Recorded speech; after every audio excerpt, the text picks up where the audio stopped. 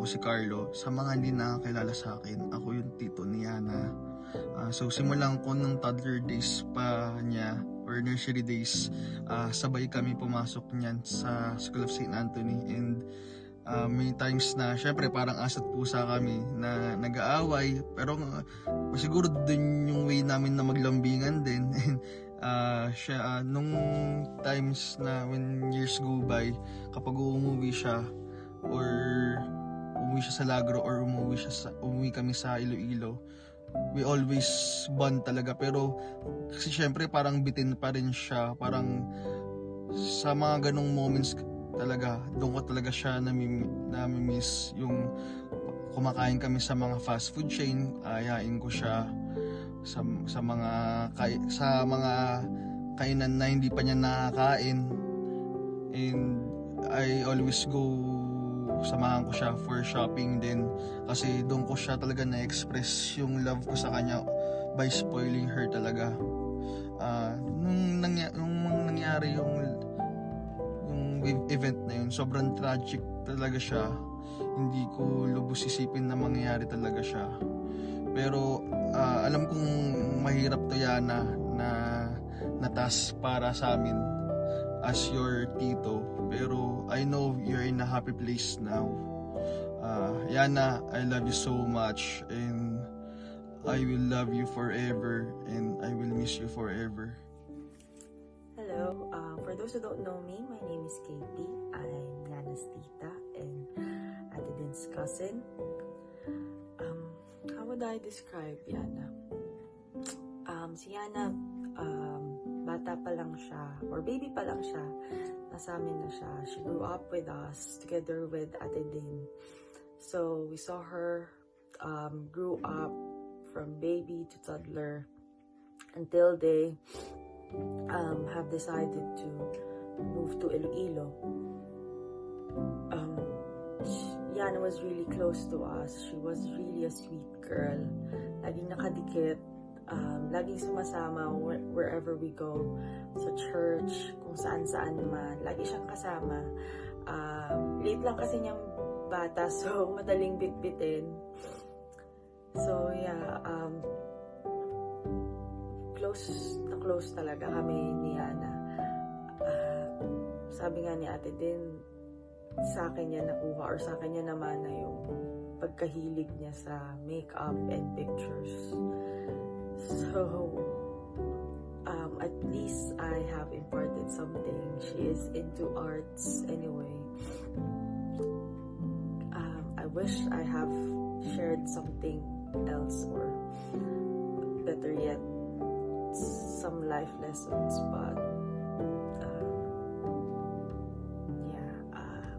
the last time I saw her was in March when I went home. It was really a brief moment, and I wish I would have spent more time with her. Tinatid ko pa nga sila sa airport, and if only I knew. It was the last time that I could see her personally and hug her. And yeah, despite how logical I think about this, the sadness still kicks in. So this is such a hard task to do, but yeah, for you, Yana. So I love you so much. I will miss you. I will miss you so much.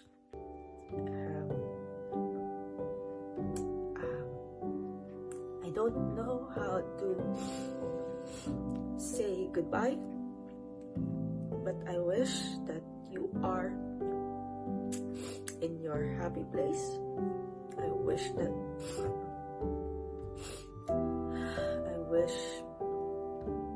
just wish that you are happy. No more pain. No more pain, baby girl. So, bye. I love you so much. Love, Tita Katie.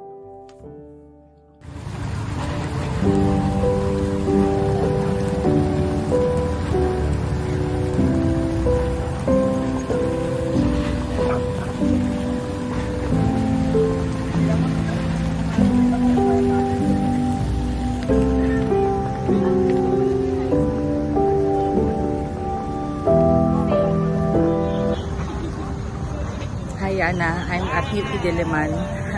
What might have been your university. So, ang hirap lang kasi dati noon, di ba pinasyal kita dito and yet sabi mo you wanted to go to UP to take up pre-med or medicine. So, this could have been your university right behind me. So, sayang kasi you're not with us now. Pero I hope and I pray for your peace. Sana you find your peace. I could only remember when you were small or nung nasa Lagno ka pa lang na hindi ka iyakin eh. Pero you like to contain what's inside your heart or what's inside your mind. Wala ka ng chance to be able to express what you really feel. Pero sana talaga you have talked to us just to process everything.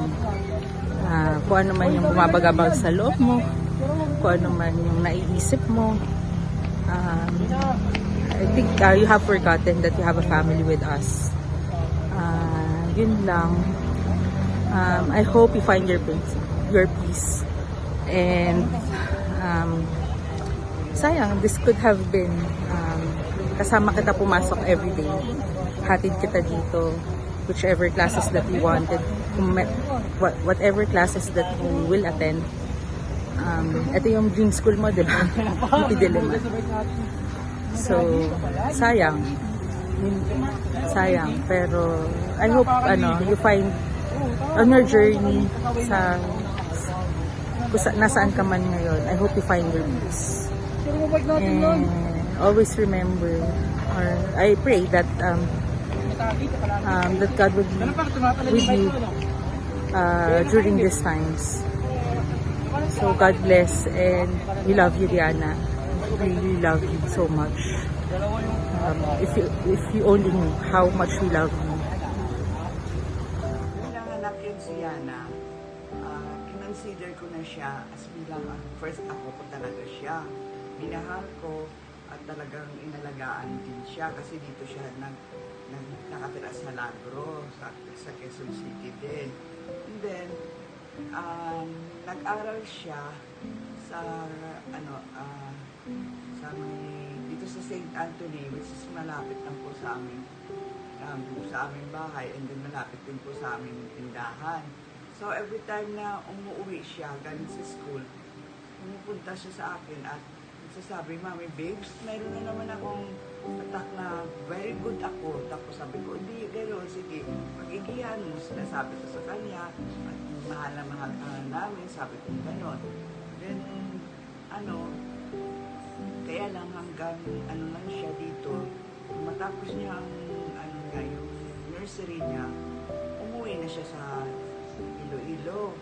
Pero that time, nung umuwi sila sa Iloilo, gising ako nung umalis sila. Pero hindi ako lumabas kasi maiiyak ako gawa nga, malulungkot ako gawa nga, uwi na siya doon. So, pero nung lumaki na siya, na lagi naman siya dito nagpabakasyon, one time na, sumakay siya ng aeroplano, mag-isa niya lang, na sinundo lang namin, maliit pa lang siya, hindi lang alam kung matandaan kung ilang taon siya. Tuwing pumupunta yan dito, tuwa-tuwa nga ako at happy na happy ako talaga gawa nga. Nandito na naman siya nagbabakasyon. Tapos pag umuwi kami sa Iloilo, kung anong gusto niya, binibili ko. Tsaka nung umuwi kami last 2020, alam mo yung nag-birthday ako doon, 2022. Tuwang-tuwa siya gawa nga. Pamilya na naman kami umuwi doon. So, umuwi na naman kami pabalik dito sa Manila. Nalungkot na naman ako gawa nga sandali lang tinagal namin doon sa Iloilo. So, at saka ang pagkakakilala ko kay Yana, siya, mahiyain, and then mapaglihim, ganun niya siya. Tsaka Basta ang sabi, nung minsan, nung pinasyal ko siya sa UP, sabi niya nga sa akin, Mami Babes, ito ang future school ko, yung UP. Sabi ko, di pag-igihan mo ka ako para kung gusto mong mag-aral dito, okay lang sa akin. At least, masaya ako. Pagkatapos yun nga, ang mga balak niya, ang pagkakalam ko, balak niya talaga, pag nag-college siya, kuha siya ng psycho, tapos magpupusin siya sa medicine, at kukunin niya pangalan daw, magiging psychiatrist siya. Si KP naman, ina-encourage siya na kumuha na lang ng nursing para kunin niya rin doon papuntang UK. Ganun nga yun. So, pero nalulungkot talaga ako sa kanya. Hindi ko nga alam hanggang ngayon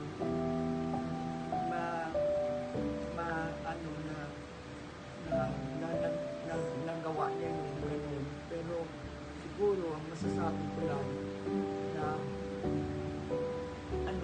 na mayroon talaga magsasacrifice for the sake na magkakabati-bati dapat sila ganun. Siguro isa na rin doon sa mga dahilan na nag-ganon si Yana. At saka siguro alam ko longing siya sa pagkat ng tatay talaga na siguro nung wala siyang paglaki niya parang hindi niya na-feel na talagang may tatay siya. Pero sinasa naman doon andyan naman kami, ang dami-dami sa kanya. Nagmamahal, talagang mahal na mahal namin si Yana, pati nung nalaman nga ni Carlo, saka ni KP, magulbul sila na gano'n na ang nangyari sa kay Yana, parang hindi na namin hanggang ngayon, parang hindi ko talaga matanggap pa rin. Pero andyan, pero wala naman akong magagawa, kaya yun na nga lang, na at least wala na siyang pain, wala na siyang stress, na kay Lord na siya, na niyayakap ni Lord siya. Sa ngayon, ganun lang ang masasabi ko. Babay na lang yan, makita na lang kita someday. Tapos, mamimiss talaga kita. I love you so much, Yana. Bye-bye.